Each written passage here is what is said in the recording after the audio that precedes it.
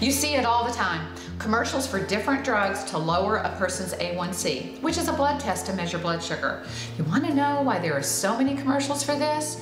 Because at least 1 in 3, and probably more like 1 in 2 people are pre-diabetic. And unfortunately, 80 to 90% of them don't even realize they have a blood sugar issue. That's why it's called America's Hidden Diabetes Epidemic.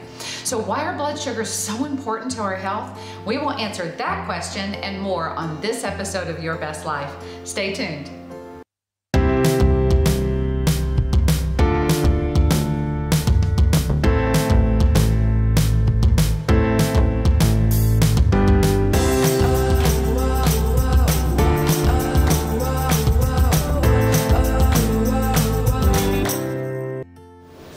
Welcome to another episode of Your Best Life. I'm your host and healthy living correspondent, Beth Schomp. Blood sugar goes by another name, glucose. It's our body's main energy source. We mainly get it from foods like carbohydrates, such as sweets and bread and potatoes. When you eat these foods, sugar passes into the bloodstream, and that's where it meets up with insulin. Insulin's a chemical that's released by your body. Insulin helps to deliver the sugar directly to the cells, and they use it for fuel. So it serves a big purpose. But eating too much sugar, well, that causes a problem. You see, when we eat foods and drinks with added sugar, like cookies and sodas, that can cause a dramatic spike in the blood sugar levels. And what goes up usually comes back down, and with blood sugar, it's called a crash. And the result? You feel tired and cranky, and you crave even more sugar. But the big picture with blood sugars is this: the biggest diseases on the planet, the biggest killers like heart disease, diabetes, cancer, dementia, they're all worsened by problems with blood sugars and your insulin levels. So keeping the blood sugars within a healthy range, avoiding the spikes and the crashes, it's critical to your long-term health.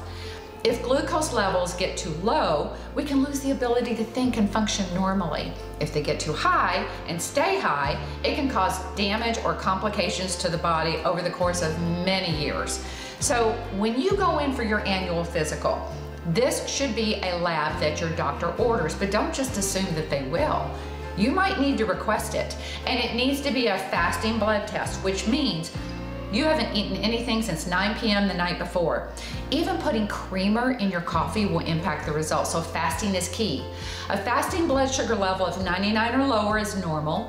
100 to 125 indicates you have pre-diabetes, and 126 or higher indicates you have diabetes. With my husband's pancreatic cancer, we monitor this all the time because the pancreas normally produces 2 hormones called insulin and glucagon. And that keeps the amount of glucose in the blood at the right level. With pancreatic cancer, you may not produce enough of those hormones. And this means the blood sugar level may become too high. And that's called type 3 diabetes. Blood sugars also impact your heart health.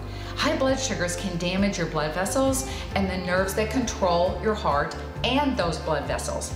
So over time, this damage can lead to heart disease. Brain health is at risk as well because high blood sugar over time damages the blood vessels in the brain. When your brain receives too little blood, then brain cells can die, and this can cause, it's called brain atrophy, and that can cause many problems with memory and thinking, and eventually lead to vascular dementia. One big mistake people make is they assume one has to be overweight to worry about blood sugars, and that's simply not true. You can be metabolically unhealthy, skinny on the outside, but fat on the inside. You see, not all fat goes stored under the skin. The fat that people see, well, that's referred to as subcutaneous fat, but there's a second type, visceral fat, and it's the worst of the two. If you're skinny fat, you likely have a lot of this second type. Visceral fat is internal fat that develops in the abdominal cavity. It gets stored around the organs, and it wraps around your kidneys and intestines and your stomach and your liver. It's sneaky because while it's easy to see subcutaneous fat, it isn't so easy to see the visceral fat in your midsection. It can lead to insulin resistance, which then would lead to type 2 diabetes. Thank you so much for watching. Have you checked out our Facebook group, Your Best Life, a wellness group? You really should. It's filled with daily posts on nutrition and health and wellness, so check us out. Now please, if you will, like this video and subscribe to the channel.